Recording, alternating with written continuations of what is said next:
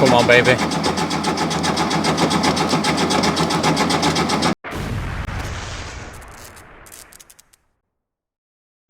This is where I left you guys in the previous episode, just about on the floor. Now, welcome back to the Porsche 911 series. Now, in the previous episode, we got the engine in, we got the front axle on, we got the front running gear on, we've got everything just about ready to start this engine. Now, we still need to put oil in the tank. We need to get an oil filter as well before we do start it, but all the electrical connections is done. It's all in the previous episode. Go give it a watch, it's a good episode. So in this episode, we're going to continue putting this car back together. We've got the fuel tank, we've got the spare wheel, we've got the under tray on the front to put on, we've got loads of little bits and bobs to do.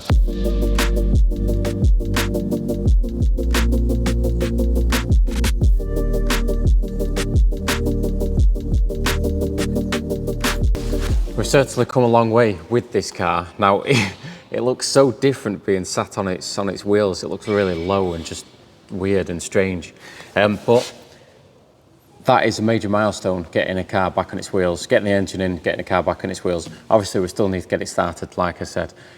So what I'm gonna do now is I want to take all the tape off. I can get the glass out on the inside. I can take the bracing out of the car as well, which the bracing was in there because obviously we did all the structural work on the kidney ball and the tub of the car. And then, yeah, we'll take it from there.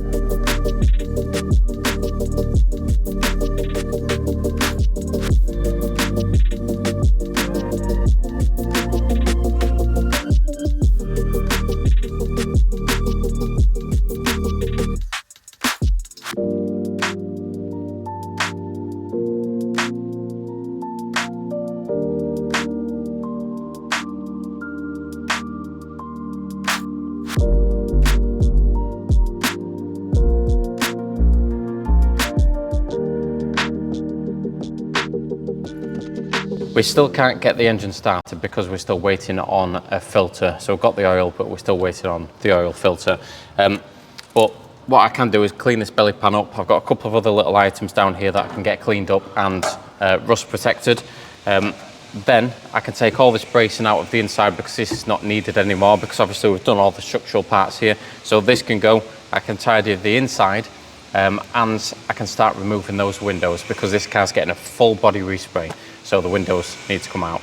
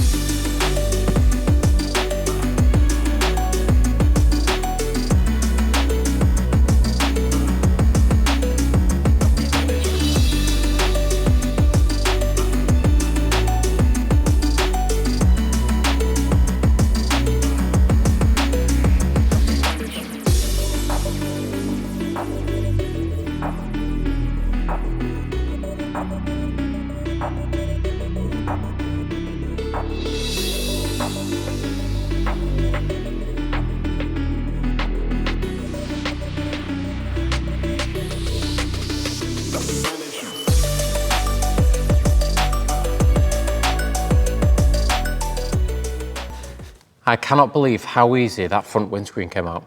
I didn't even take out the rubber retainer or anything, it just literally popped out. This back one was a little bit more difficult, but I only took half of the retainer out and then it popped straight out. I thought I was going to be wrestling with it for like, yeah, a couple of hours, but no, 10 minutes, bada bing, bada boom. Next is the doors. So I need to get the doors on first because I don't want to put the rear quarter on and the sill on and then try and fit the door in that gap. I actually want to put the door in first so it's lined up with this top section and the side there as well, and then I can line the sill and the rear quarter to the door. So these doors are quite heavy and it's just me in the workshop currently, so I'm going to struggle to get these doors in, but they need to be done, they need to be in, so let's do it.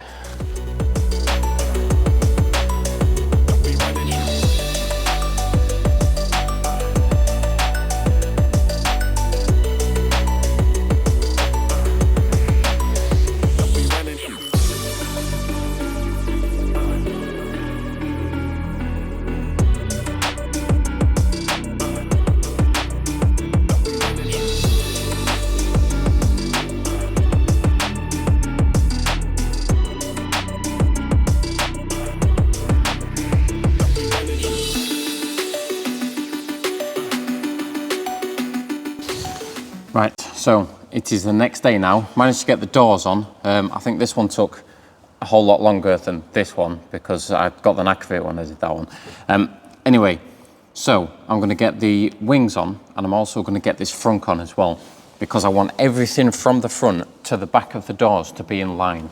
And that means that the doors, because they've got quite a lot of adjustment, I've closed the doors and they look half decent, but I just want to make sure that they're actually fully aligned before I put that rear quarter on and the sill.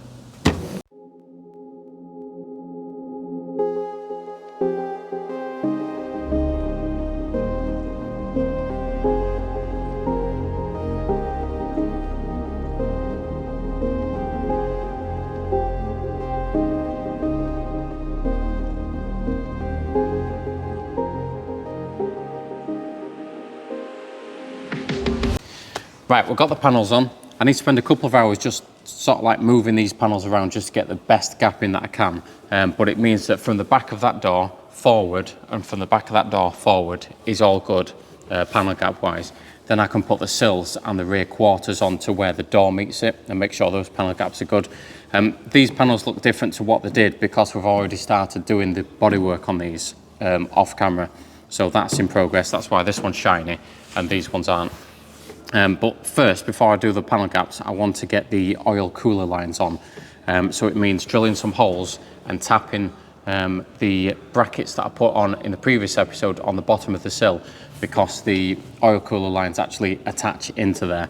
So I need to just whip this, this wing off. I need to get the oil cooler lines in there and get them attached correctly. And then I can put this wing back on and then I can get all the panel gaps 100%.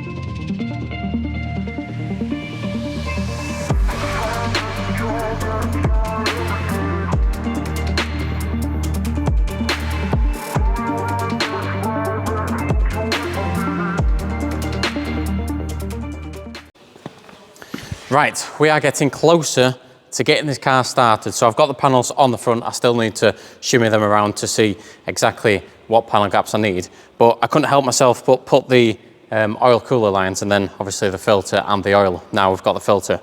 So now I'm going to put the petrol tank in and fingers crossed, hopefully get this car started.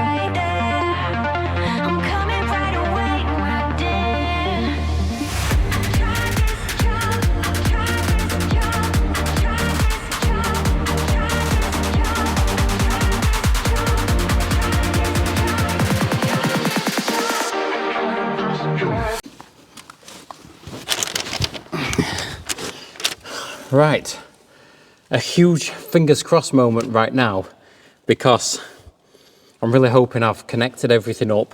I've done everything correctly. I mean, right now I'm thinking about, have I done that bolt up? Have I done this? Have I done that?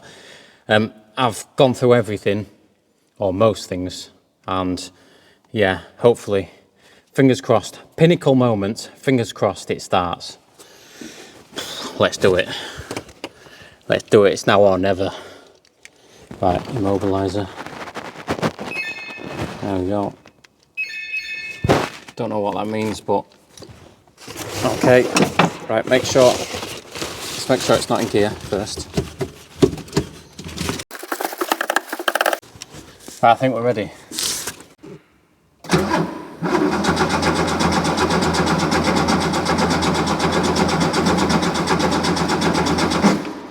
Right, so we're just currently getting some fuel through the system because obviously I've drained everything, so all the lines will be empty. So I'm just pumping the throttle, trying to get some juice in there, you know. Now let's try again. Come on, baby.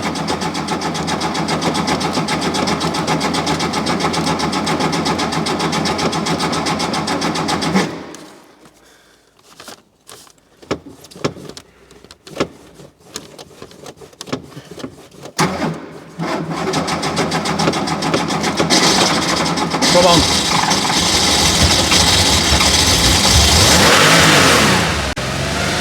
Woo!